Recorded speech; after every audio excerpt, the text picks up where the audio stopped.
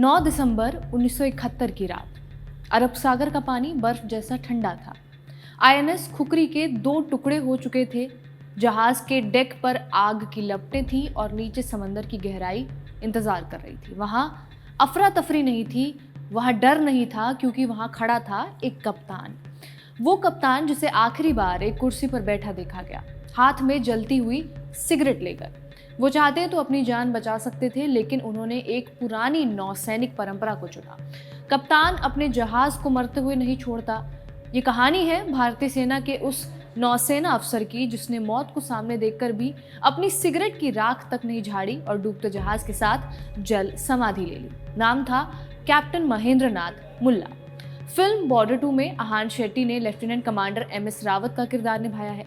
ये किरदार बहुत हद तक कैप्टन मुल्ला के किरदार से ही इंस्पायर्ड है। कहानी की शुरुआत कहाँ से होती है? शुरुआत होती है 1950 के दशक से। इंडियन नेवी जहाज़ों को लेकर खुश नहीं थी। कौन से जहाज? वो जहाज जिन्हें 1959 के आखिर में इंडियन नेवी में शामिल किया गया था। आईएनएस खुकरी, किरपान और कुथार। तीनों जहाज़ों को second class anti submarine frigates कहा जाता था, जिन्हें ब्रिटेन में बनाया गया था। काम था दुश्मन की सबमरीन्स को ढूंढना और उनसे लड़ना। ये सबसे महंगे या फिर सबसे मॉडर्न जहाज नहीं थे, लेकिन इनका इस्तेमाल सबमरीन से मुकाबला करने के लिए किया जाता था। ना खुशी थी इन जहाज़ों में लगे सोनार सिस्टम को लेकर, क्योंकि उनकी रेंज बहुत कम थी। रियर एडमिरल राजा मेनन किताब द सिंकिंग ऑफ खुकरी में बताते हैं, भारत ने ब्रिटेन से तब बेहतर मीडियम रेंज के सोनार की मांग की थी, लेकिन सामने से जवाब मिला कुछ और। ब्रिटेन ने जवाब दिया कि अच्छे सोनार सिर्फ नेटो देशों को ही दिए जाएंगे। ये बात थोड़ी सी अजीब लगती है, क्योंकि भारत और ब्रिटेन के बीच तब रिश्ते ठीक ठाक थे। वर्ल्ड वॉर 2 में भारत ने ब्रिटेन की तरफ से इतना बड़ा योगदान दिया।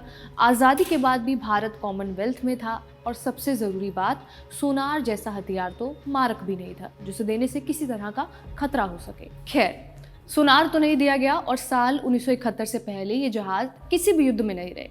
असल में हुआ यूं था कि आज़ादी के बाद 3 युद्धों में नेवी ने कोई बड़ी लड़ाई नहीं लड़ी थी। 1965 के युद्ध में भी नेवी का इस्तेमाल नहीं हुआ था। फिर 1971 की लड़ाई ने ये सब कुछ बदल दिया। जैसे जैसे पाकिस्तान में हालात बिगड़ रहे थे, ये साफ हो गया था कि युद्ध टलने वाला नहीं है।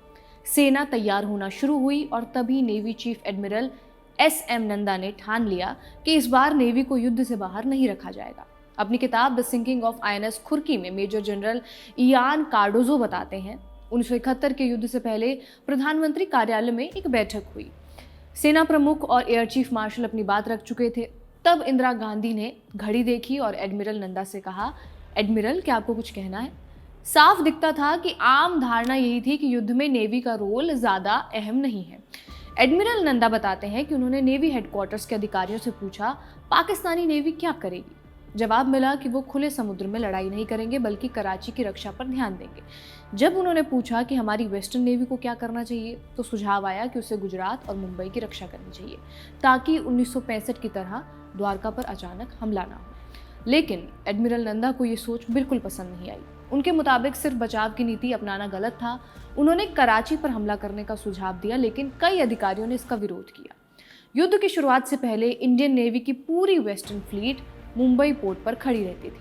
नेवी को इस बात का अंदाजा था कि एक बार युद्ध अगर शुरू हुआ तो पाकिस्तानी सबमरीन्स मुंबई को निशाना बनाने की कोशिश करेंगे। इसलिए 2 और 3 दिसंबर के बीच फ्लीट को मुंबई से बाहर निकाला गया। हालांकि तब उन्हें अंदाजा नहीं था कि पाकिस्तान की एक सबमरीन पीएनएस हंगोर ठीक उनके नीचे मौजूद थी। इस सबमरीन को तब शार्क कहकर भी बुलाते थे। इसे पाकिस्तान ने फ्रांस से खरीदा था। हंगोर के पास अच्छा मौका था भारतीय शिप्स को निशाना बनाने का, लेकिन उस समय तक युद्ध का ऐलान नहीं हुआ था। इसलिए हंगोर बिना हमले किए वहां से चली गई। इन्हें डाफने क्लास सबमरीन्स कहा जाता है और ये फ्रांस में बनी और उस दौर की सबसे आधुनिक सबमरीन्स मानी जाती थी। पाकिस्तान के पास 3 ऐसी सबमरीन्स थी, हंगोर, मंगरो और शुशुक। समस्या ये थी कि भारतीय जहाज़ों के सोनार की रेंज सिर्फ लगभग 2.5 किलोमीटर थी, जबकि डैफ्ने क्लास सबमरीन्स की रेंज 25 किलोमीटर दूर से दुश्मन को पकड़ सकती थी। यानी पाकिस्तान को 10 गुना ज़्यादा फायदा था। ये सबमरीन्स उसी इलाके में घूमती रहती थी। ऐसे में ज़रूरी हो गया कि इससे पहले कि वो भारतीय जहाज़ों को नुकसान पहुंचा सके, उसे जल्दी से ढूंढकर नष्ट किया जाए। किताब बबल्स ऑफ वाटर में बताया गया है कि हंगोर का एयर कंडीशनर खराब हो गया, जिसे ठीक करने के लिए उसे सतह पर आना पड़ा। कप्तान ने भारी जोखिम उठाकर ये मरम्मत करवाई और कराची को सूचना दी। 8 दिसंबर 1971 को 14 स्क्वाड्रन की 2 एंटी सबमरीन फ्रिगेट्स दीव के लिए रवाना हुई।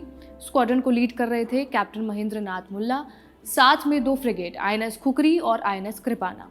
9 दिसंबर की सुबह दोनों फ्रिगेट उस इलाके में पहुंची जहां से सबमरीन का सिग्नल मिला था। हालांकि बहुत देर तक जब इलाके का मुआयना किया गया उसके बाद भी उन्हें पाकिस्तानी सबमरीन का कोई निशान नहीं दिखा।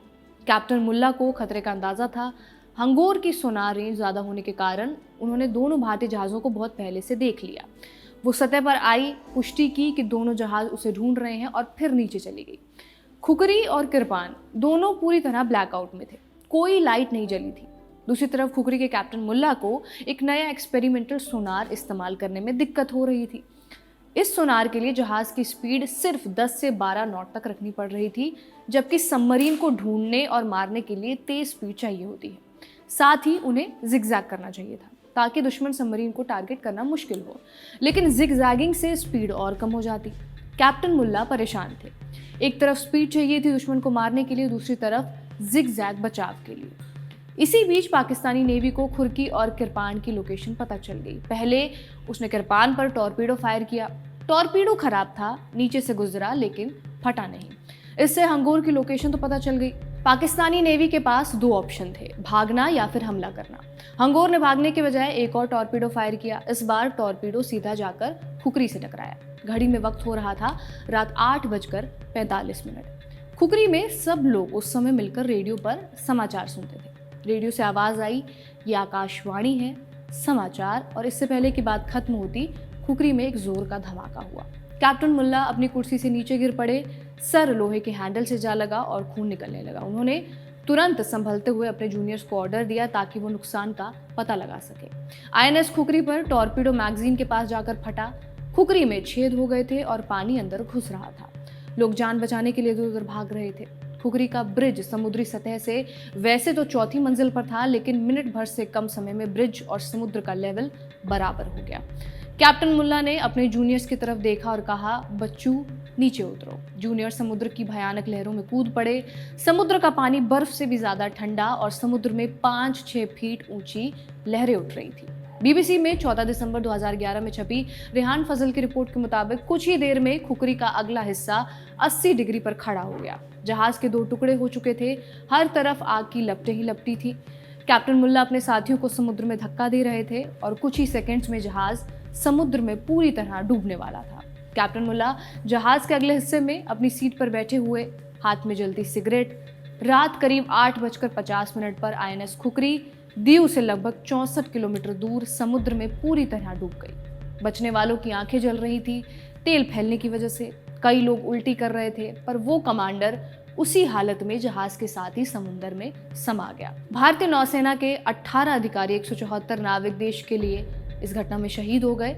11 दिसंबर 1971 को टाइम्स ऑफ इंडिया में एक आर्टिकल छपा। टाइटल कुछ यूं था, captain goes down after saving shipmates. आगे लिखा था, बहुत से युवा और कम अनुभव वाले नाविक डर की वजह से खुले समंदर में कूदने के बजाय जहाज के मजबूत लोहे के डेक पर ही खड़े रहना बेहतर समझ रहे थे। उन्हें लगता था कि नीचे समुद्र में जो खतरे हैं उनसे जहाज ज्यादा सुरक्षित है। उस पूरे वक्त ना कोई अफरा तफरी थी, ना घबराहट। इसका एक ही कारण था, कैप्टन मुल्ला का शांत स्वभाव। कैप्टन मुल्ला की शहादत से भारतीय नौसेना को जहां गर्व था, वहीं थोड़ी चिंता भी थी। इसलिए उन्होंने सभी अफसरों को एक आदेश जारी किया।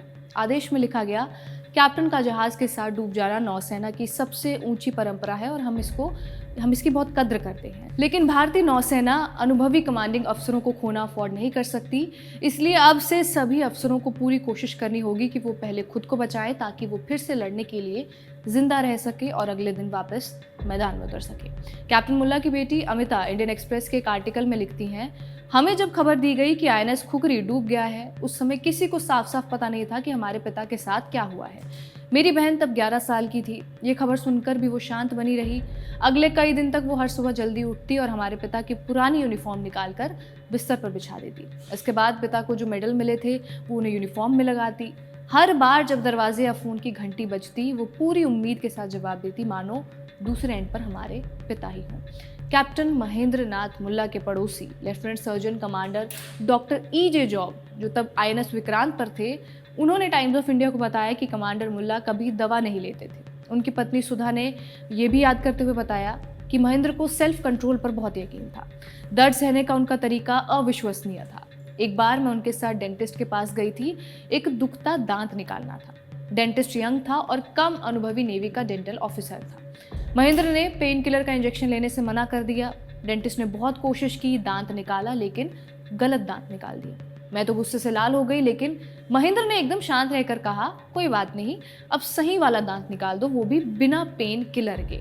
तो 2 दांत बिना किसी दर्द की दवा के निकले और वो बिना एक बार भी चूं चपड़ किए सह गए। सबसे ज्यादा डर और शर्मिंदा उस दिन डेंटिस्ट ही हुआ। महेंद्र को तो जैसे कुछ हुआ ही नहीं हो। कैप्टन महेंद्र को शहादत के बाद महावीर चक्र से सम्मानित किया गया और आज उन्हीं की कहानी को पर्दे पर लाने का काम बॉर्डर 2 फिल्म के जरिए किया गया है। आपको ये पूरी वीडियो कैसी लगी हमें कमेंट करके ज़रूर बताएं। मेरा नाम है रिया, कैमरे के पीछे इरशाद। आप देखते रहिए खबरगांव।